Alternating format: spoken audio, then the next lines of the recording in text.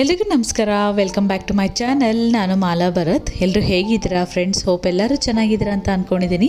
ನಾನು ಕೂಡ ತುಂಬಾ ಚೆನ್ನಾಗಿದ್ದೀನಿ. ಇವತ್ತಿನ ರೆಸಿಪಿ ತುಂಬಾ ಸಿಂಪಲ್ ಆ್ಯಂಡ್ ಈಸಿಯಾಗಿ ಮಾಡುವಂತಹ ಗ್ರೀನ್ ಚಿಕನ್ ಚಾಪ್ಸ್ನ ಮಾಡ್ತಾಯಿದ್ದೀನಿ. ಸೊ ನನ್ನ ಸ್ಟೈಲಲ್ಲಿ ನಾನು ಯಾವ ರೀತಿಯಾಗಿ ಚಾಪ್ಸ್ನ ಮಾಡ್ತೀನಿ ಅನ್ನೋದನ್ನು, ಚಿಕನ್ ಚಾಪ್ಸ್ನ ಮಾಡೋದು ಹೇಗೆ ಅಂತ ನಾನು ನಿಮಗೆ ತೋರಿಸ್ಕೊಡ್ತೀನಿ. ಸೊ ಬನ್ನಿ ರೆಸಿಪಿ ನೋಡೋಣ. ಇದಂತೂ ತುಂಬಾ ಚೆನ್ನಾಗಿರುತ್ತೆ. ಅನ್ನಕ್ಕೆ, ಚಪಾತಿಗೆ, ದೋಸೆಗೆ ಮತ್ತು ಮುದ್ದೆಗೂ ಕೂಡ ಒಳ್ಳೆ ಕಾಂಬಿನೇಷನ್ ಅಂತಲೇ ಹೇಳ್ಬೋದು. ಸೊ ಬನ್ನಿ ರೆಸಿಪಿ ನೋಡೋಣ.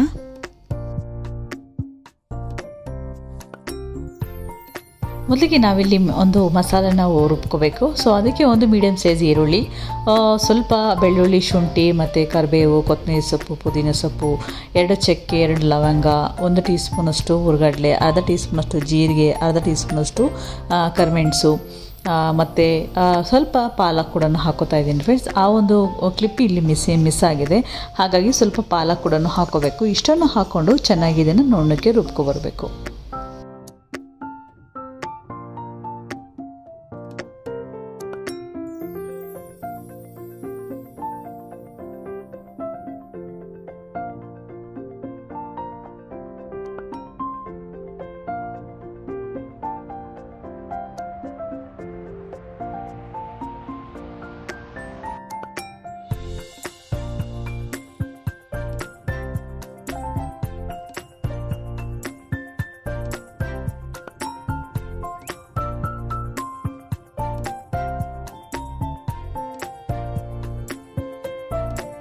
ನೋಡಿ, ಇಲ್ಲಿ ಮಸಾಲೆ ಕೂಡ ರುಬ್ಕೊಂಡಿದ್ದಾಯಿತು. ನಂತರ ಒಂದು ಬಾಣಲಿನ ಇಟ್ಕೊಂಡು ಅದಕ್ಕೆ ಒಂದು 4 ರಿಂದ 5 ಟೀ ಸ್ಪೂನಷ್ಟು ಎಣ್ಣೆನ ಹಾಕೋಬೇಕು.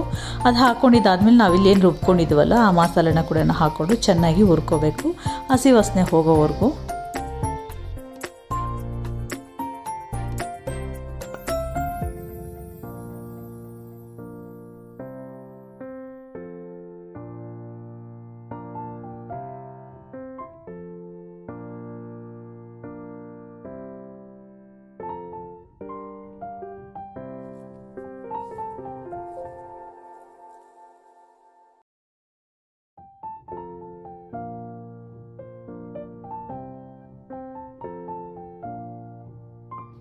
ನೋಡಿ ಫ್ರೆಂಡ್ಸ್, ಮಸಾಲೆ ಕೂಡ ಚೆನ್ನಾಗಿ ಬೆಂದಿದೆ ಆ್ಯಂಡ್ ಎಣ್ಣೆ ಕೂಡ ಚೆನ್ನಾಗಿ ಬಿಟ್ಟಿದೆ, ಕೂಡ ಚೆನ್ನಾಗಿ ಫ್ರೈ ಆಗಿದೆ. ಈಗ ನಾವು ತೊಳೆದಿಟ್ಕೊಂಡಿರುವಂತಹ ಚಿಕನ್ನ ಹಾಕ್ಕೊಂಡು ಚೆನ್ನಾಗಿ ಫ್ರೈ ಮಾಡ್ಕೋಬೇಕು. ನಾನಿಲ್ಲಿ ಅರ್ಧ KG ಚಿಕನ್ಗೆ ನಾನಿಲ್ಲಿ ಈ ಒಂದು ಚಿಕನ್ ಚಾಪ್ಸ್ನ ಮಾಡಿ ತೋರಿಸ್ತಾ ಇದ್ದೀನಿ ಫ್ರೆಂಡ್ಸ್.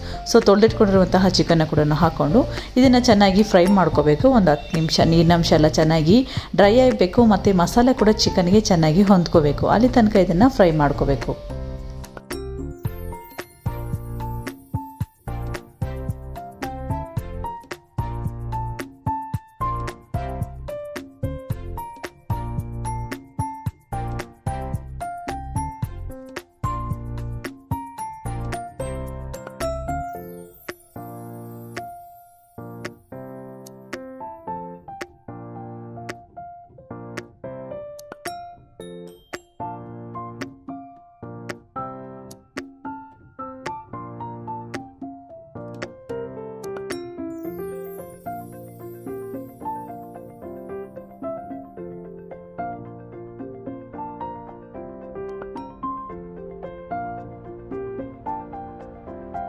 ನೋಡಿ ಫ್ರೆಂಡ್ಸ್, ಚಿಕನ್ ಕೂಡ ಚೆನ್ನಾಗಿ ಬೆಂದಿದೆ. ಈಗ ಒಂದು ಅರ್ಧ ಗ್ಲಾಸಷ್ಟು ನೀರನ್ನ ಇದಕ್ಕೆ ಆ್ಯಡ್ ಮಾಡಿಕೊಂಡ್ರೆ ಸಾಕು.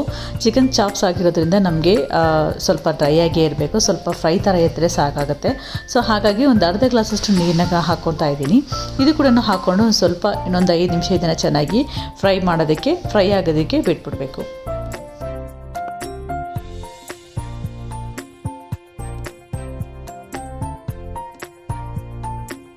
ನೋಡಿ ಫ್ರೆಂಡ್ಸ್, ಈಗ ಚಿಕನ್ ಕೂಡ ಚೆನ್ನಾಗಿ ಬೆಂದಿದೆ ಆ್ಯಂಡ್ ಎಣ್ಣೆ ಕೂಡ ಚೆನ್ನಾಗಿ ಬಿಟ್ಕೊಂಡಿದೆ. ಮಸಾಲೆ ಕೂಡ ಪರ್ಫೆಕ್ಟ್ ಕನ್ಸಿಸ್ಟೆನ್ಸಿಯಲ್ಲಿ ಫ್ರೈ ಆಗಿದೆ. ಈಗ ಒಂದು ಅರ್ಧ ಟೀ ಸ್ಪೂನಷ್ಟು ಧನಿಯಾ ಪುಡಿ ಹಾಕ್ಕೊಂಡ್ರೆ ಸಾಕು. ಇನ್ನು ಯಾವುದೇ ರೀತಿಯಾದಂತಹ ಮಸಾಲೆ ಪದಾರ್ಥಗಳನ್ನ ಹಾಕುವಂಥ ಅವಶ್ಯಕತೆ ಇಲ್ಲ. ಅರ್ಧ ಟೀ ಸ್ಪೂನಷ್ಟು ಧನಿಯಾ ಪುಡಿನ ಹಾಕ್ಕೊಂಡು ಸ್ವಲ್ಪ ಕೊತ್ತಂಬರಿ ಸೊಪ್ಪು, ಸ್ವಲ್ಪ ಕರಿಬೇವು ಇಷ್ಟನ್ನು ಕೂಡ ಹಾಕ್ಕೊಂಡು ಚೆನ್ನಾಗಿ ಫ್ರೈ ಮಾಡ್ಕೊಂಡ್ಬಿಟ್ರೆ ನಮಗೆ ಇಲ್ಲಿ ಗ್ರೀನ್ ಚಿಕನ್ ಚಾಪ್ಸ್ ರೆಡಿಯಾಗಿ ಹೋಗುತ್ತೆ.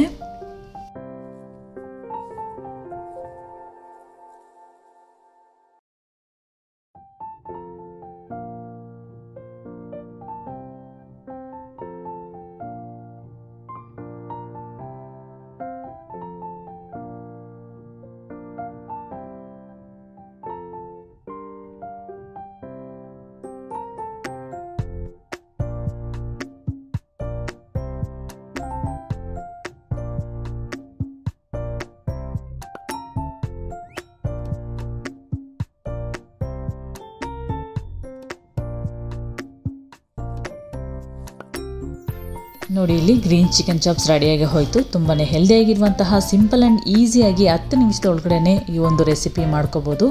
ಆ್ಯಂಡ್ ತುಂಬಾ ಹೆಲ್ದಿಯಾಗಿ ಕೂಡ ಇರುತ್ತೆ ಈ ಒಂದು ರೆಸಿಪಿ.